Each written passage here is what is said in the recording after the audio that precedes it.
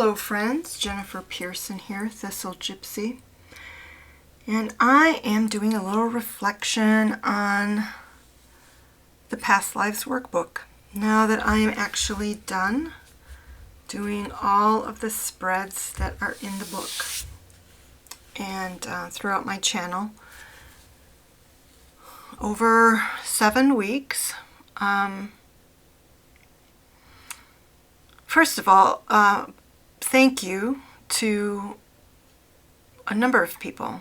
Thank you to Melanie Henson for creating the book, the workbook, this deck, and I'm just going to walk through this deck as we're talking, for creating both of these and giving the rest of us access to her wisdom, her correspondences, her experience, reading, doing past life readings, creating a deck, a beautiful deck that focuses on them. So thank you, Melanie Henson, Henson.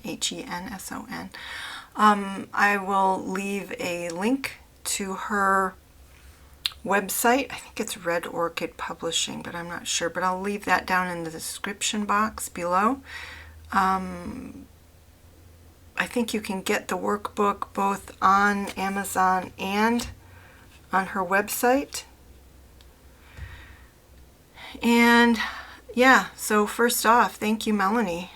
And next to the volunteers, so that it wasn't all about me. So I didn't have 21 spreads that would have been all about me. Would have been boring. Particularly boring for me as a reader. So I'm going to leave the links to those who have channels with content, those who are content creators. I'll go ahead and leave their links down below. But these are all people who are here on YouTube. The first one was for the narrative spreads with Sacred Turtle. Then for the spiritual blockage spreads, Dee over at Deevination. And for the relationship spreads, it was Eline Eugenie, and that's the name of her channel as well. And for the fears and phobias, Hanni over at Fierce and Pretty. And the dream spreads were Lark, who comments here on my videos fairly frequently. And then for the life goals, there's Emily, and she has 2 channels, so I will link them below as well, both of those, 2 different kinds of content. So thanks to all of you for volunteering, for the feedback you gave me via email regarding, where I hit, where I missed, filling in the blanks for the spreads that I did.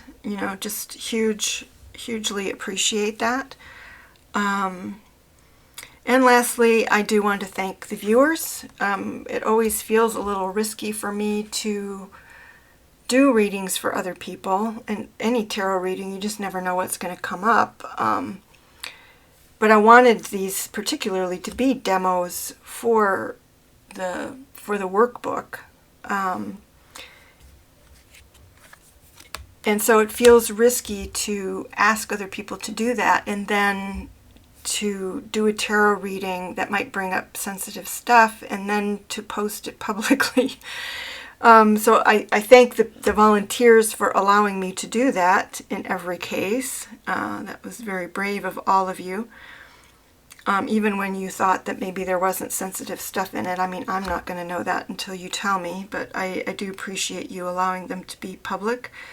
And I super appreciate the audience for respecting the vulnerable position that they put themselves in and allowing themselves to be read for. And so that makes me feel really good about the community of viewers who are watching my content, that you proved worthy of the trust. So on to kind of reflection about the workbook and the readings. So the workbook says that it is for 21 days. There are 21 spreads, and the idea is you would do them and digest them within 21 days. I think that's very optimistic. I mean, these readings can have just a lot of impact and take some time to digest. I did them doing 3 per week in 7 weeks. And, you know, doing the readings is not the problem. But digesting, I mean, I just felt like as I was giving them to people that a lot of it was like, oh my, it's just a lot to digest, those 3 readings, to digest all of them at one time. And I was giving those readings to people. I would do them in a set, usually in one day or one, extended time period. I would do them and then would send them all together to whoever I'd done the reading for. And they can be a lot to digest, the information that came up. So my recommendation, if you get the workbook, is actually to do it in 21 weeks. 7 weeks at the outside, but 21 weeks. Like, just do one and then write and reflect on it, and then do the next one and write and reflect on it. So it's almost like, because there's 3 per set, it's almost like doing 1 set per month, 1 a week. And then, the 4th week of the month for reflecting on the whole set of readings or something like that, would be, I think, a kinder pace for a lot of people, especially if they're not that familiar with past life readings. There are a lot of, if you're using this deck of cards, there are a lot of different things to think about on the card. There's the image, the past life association, the title, and the time period of the painting, and then the regular tarot association. So there's kind of a lot to sort out in every reading, on every card in every reading. So, yeah, why not take your time with it? That would be my recommendation. I think it's amazing to me still that Melanie came up with all of the correspondences that she does within the guidebook, within the workbook, and just impressed by that. But sometimes those correspondences are useful and sometimes not. Sometimes they super hit the mark and sometimes not. I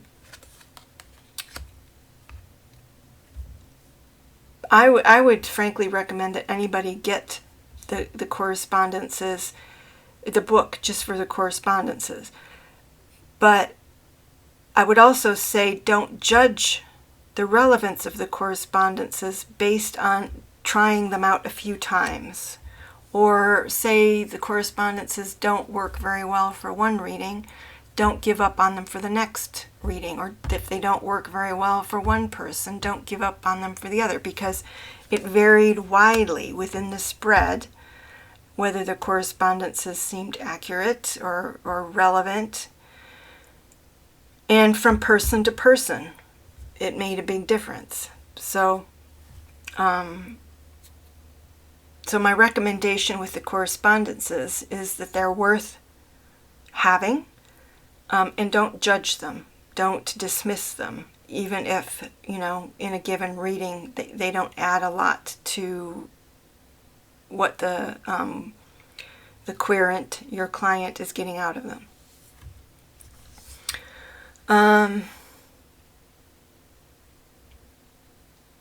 one of the things I found really interesting that I wouldn't have anticipated as a result of this experience in these readings, but maybe I should have, because it does seem natural enough. And that is the life review that it seemed to trigger in, I don't know, 2 or 3 of the people that I read for.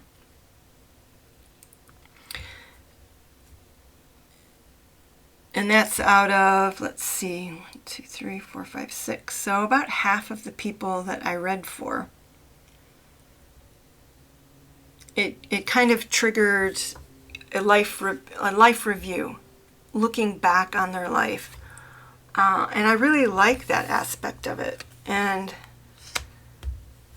have even thought about, you know, and life review as in this life, you know, seeing how this life, I mean, one of the ways I think it's been most useful is, you know, it's supposed to be pointing out patterns that come from past lives, but it really made people look closely again, kind of with new eyes, at this life and how the patterns showing up in the cards, or the issues showing up in the cards, how they were present in this life.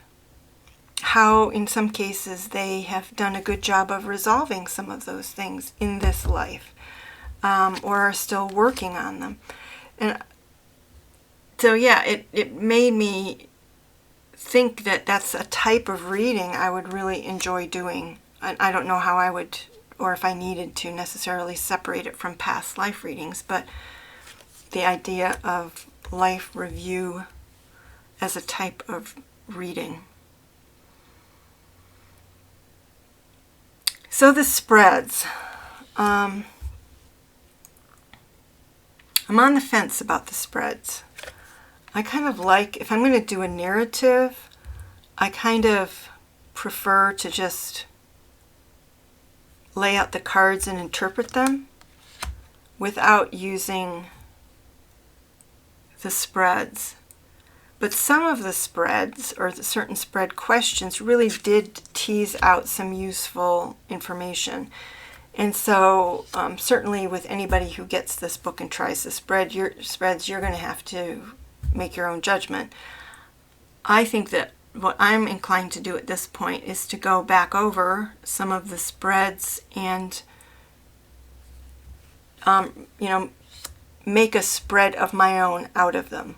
Choose the questions that I think are useful, or to me seem to prove the most useful, whether to me or the person reading, or the person I was reading for, and keep those and have a set of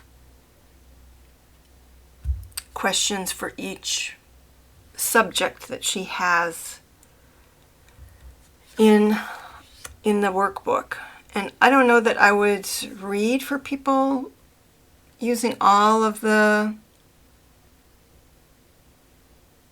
subjects.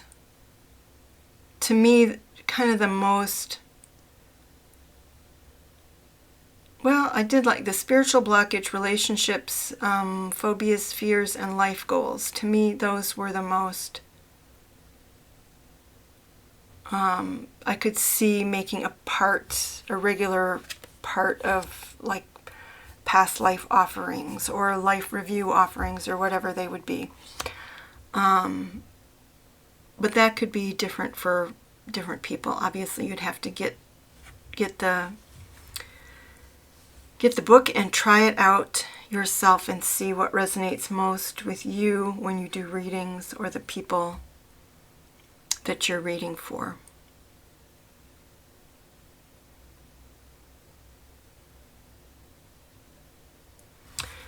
Let me see. I'm looking at notes here.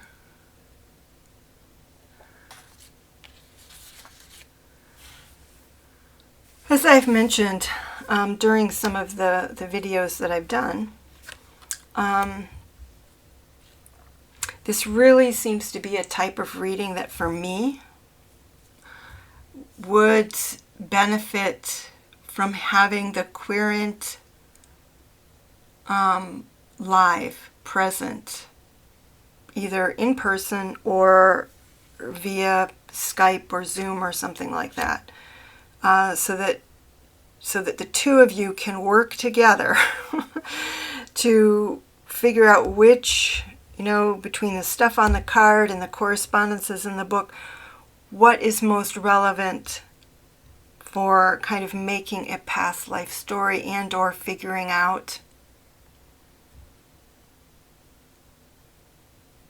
what is being referred to in your present life. What pattern is being revealed in your present life that is connected to a past life. And some people would be a little uncomfortable with that. I think not necessarily having the querent present, but having the querent being instrumental to the creation of meaning. And certainly I can't remember who it is at the moment, but there is a well-known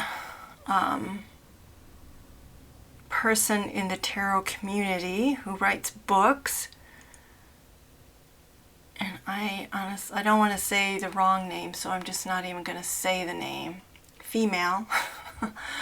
But who strongly advocates that as a reading style, that the person who is the reader primarily pulls the cards, shuffle the deck, introduces the cards, and that's what it is. More than interpreting, it's introducing the card and then letting the querent find, guiding the querent and finding their own meaning in the card. And I think some people are more comfortable with that than others. To me, it kind of, I think, you're kind of reduced to, instead of an interpreter or reader of the cards, an instructor and a card puller. And there's nothing wrong with that. But it depends on how you perceive of yourself as somebody who works with tarot with other people. With this deck, I like the interpretive aspect in creating the story out of it. And so I personally do feel like a pull to hang on to that role as a reader. But with these readings, with this deck, with these questions, I'm totally ready to give it up. Totally, it was... Did I interpret the cards decently, with the cards that pulled out? Yes, I felt like I did. But it would have, pretty much in every situation here, have been so much richer if the person I was reading for and myself were talking together at the time of the reading. So I'm assuming that I will do past life readings in the future. And when I do, that will be a condition of doing them, is that we have to be in virtual or real time together during the reading. And other people might have more talent in terms of like psychic talent, past life reading talent or whatever, and they wouldn't need that, or wouldn't want to do it that way. So that's a me thing, definitely a me thing.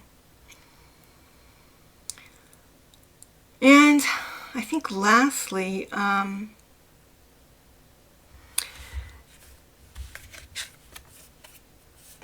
I guess if I'm not remembering, then there might not have been very much in regards to that. I think that there were some positions in some of the spreads that had to do with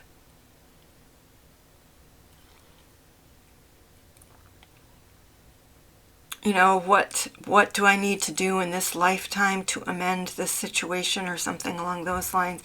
But I think there needs to be a more robust set of advice positions or advice cards Again, some of the people I think have made great progress with the things that ended up being pointed out in the readings. So in this lifetime, they were well on the way to dealing with the repeated patterns that were showing up. But still, I feel like that's something that's missing. I think it's useful in itself to point out the problems or the patterns, the problematic patterns. But it doesn't feel good to me as a tarot reader to not, and again, this is a personality thing for me, to not give the person I'm reading for some more advice on how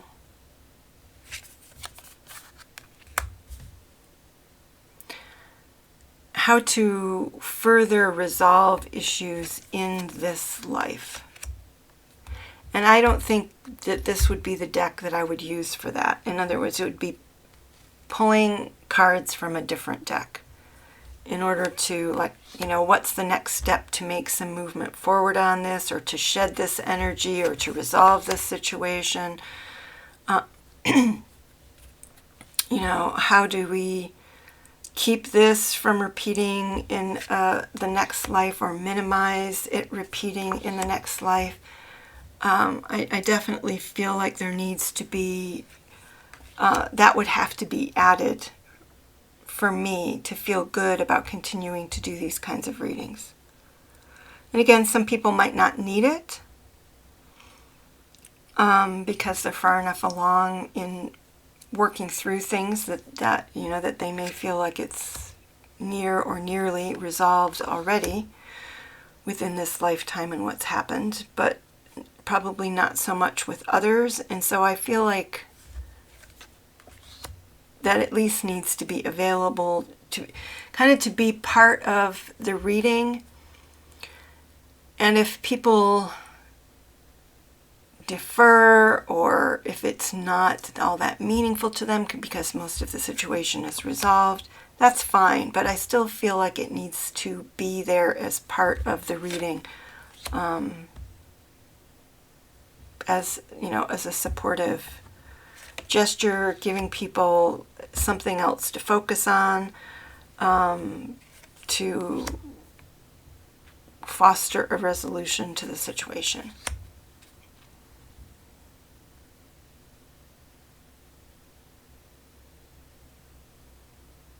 And there can even be questions about, is it possible? Is it necessary? Those are yes and no answers, though, which is problematic generally, to resolve this issue in this lifetime.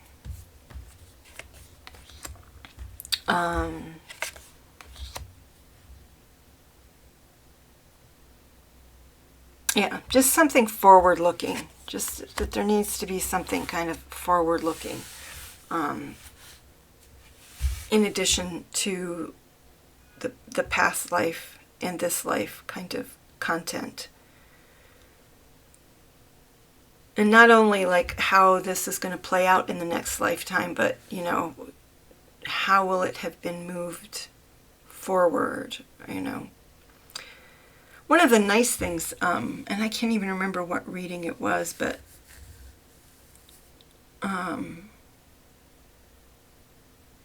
there was at least one reading where it was like, all right, so, maybe I'm thinking of the institution spread I did for Eline, where to me it was like, all right, well, this is like a happy thing.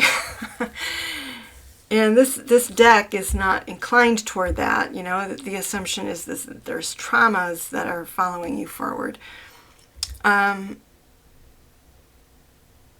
that was a nice experience to see that this deck could give that a more generally positive type of reading for the past life. So that was a nice experience of going through all of these spreads. And I think I'm going to leave it at that. If anybody has any questions or comments on their experience, if they've been either, whether you were one of the people I read for or somebody who's kind of watched along, you know, feel free to share your own experience going on this journey with me. Any thoughts you had on the workbook, or how you think you would use it or not use it, or the deck and how you think you would use it or not use it, feel free to leave your responses down in the comments below. Otherwise, wrapping up the chapter on my channel that was dedicated to the Past Lives Workbook. All right, everybody, take care and see you again soon. Bye-bye.